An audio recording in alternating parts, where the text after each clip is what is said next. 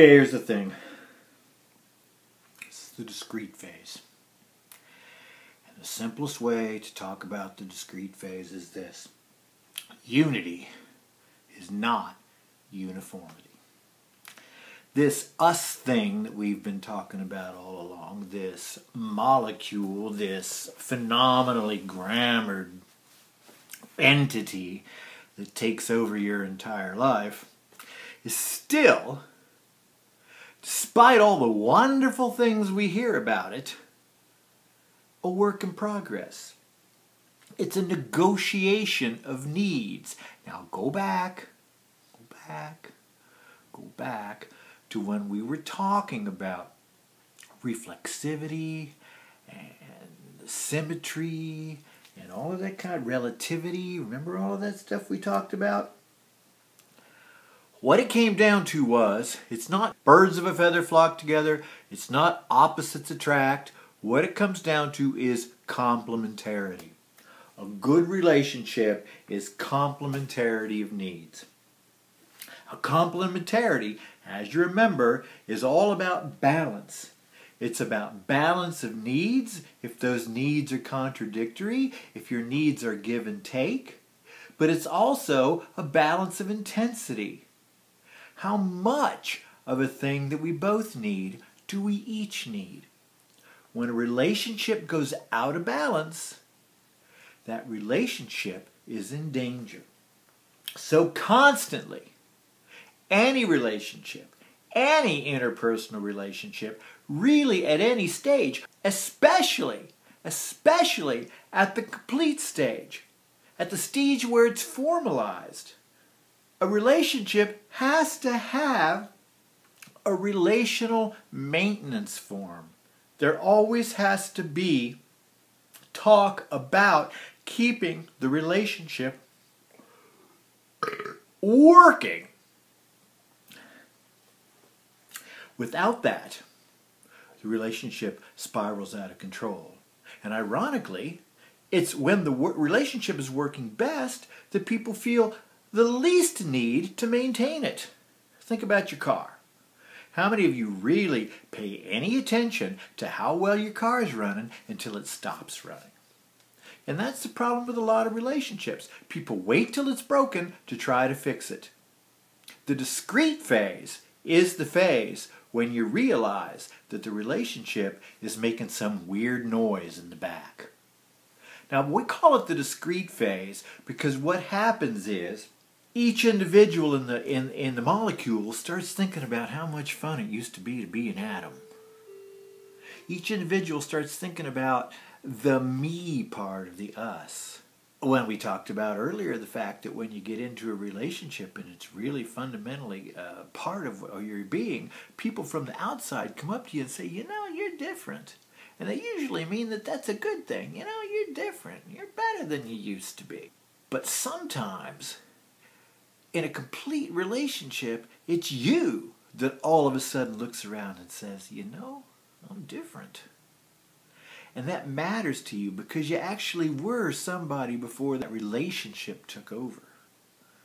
You actually were somebody who had your own ideas and your own identity. Okay, maybe you were a little lonely. Okay, maybe you were a little in need of a little trust and a little self-disclosure and a little intimacy, but at least you were you. All right? Not everybody wants to have wine when the Andersons come over. And not everybody wants to drink their wine out of their fancy little glasses. Some people still want to have beer after dinner when they sit around and talk to people. And some people want to have that beer in their Dr. Strange beer mugs. Is that so wrong? No. So what happens in these relationships, in this molecule, the atom starts going over here off to the side and carving out its own space, carving out its own stuff. All right? Now, it's not necessarily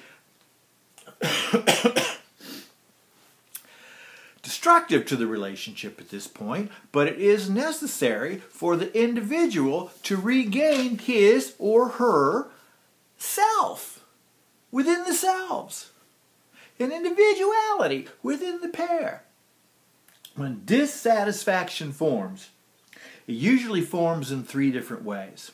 Now, these are all ways that can be treated, but they're often ways that aren't treated because the whole point is, ironically, you pull yourself away from the conversation when you pull yourself away from the relationship.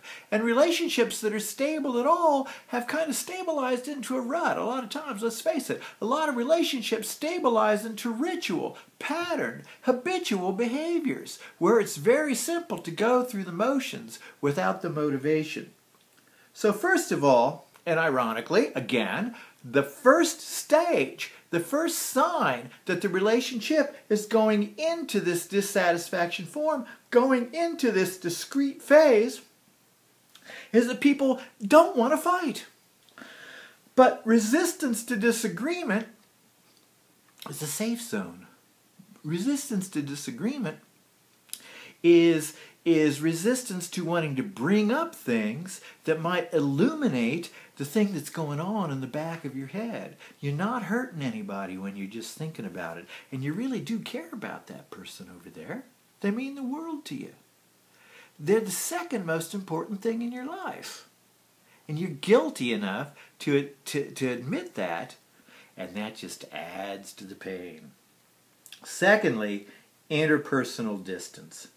Now, interpersonal distance it's nefarious, it's sneaky, and it's not always deliberate. Sometimes it's kind of unconscious. Interpersonal distance is functional. Maybe your schedules don't match up, and maybe you have a little to do with how your schedule's written. It's not emotional. You still got the love, you still got the commitment. It's just that you can't be around as much as you used to. It's just that you have to. It's just that you need to. You wish you didn't, but there's nothing you can do about it. And then third, there's emotional detachment.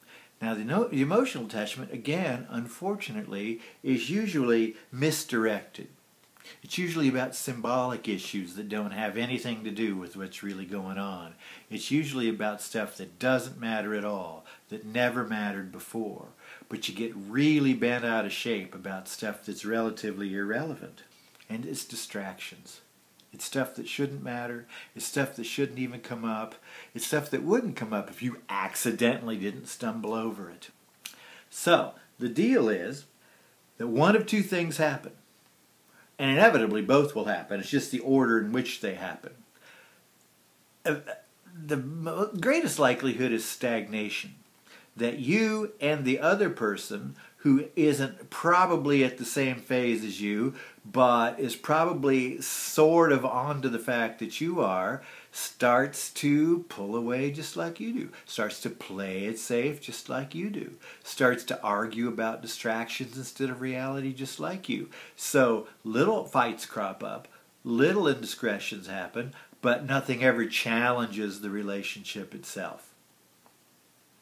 So it stagnates, so it goes on, sometimes for years and years and years. The other possibility is that rote patterns engage. You start to robotize yourself. You start to do what you're supposed to do and be who you're supposed to be. Now at this point, one of 2 things can happen. It's possible that somebody breaks or both people breaks and they realize that they've got to go back. They've got to go back before that commitment stage, back into the entreaty stage and renegotiate. And figure out a new way to be an us. A new us that comes out of the old us. Just like a butterfly comes out of a chrysalis. It can happen. It happens all the time. Couples reinvent themselves all the time. Friendships reinvent themselves all the time.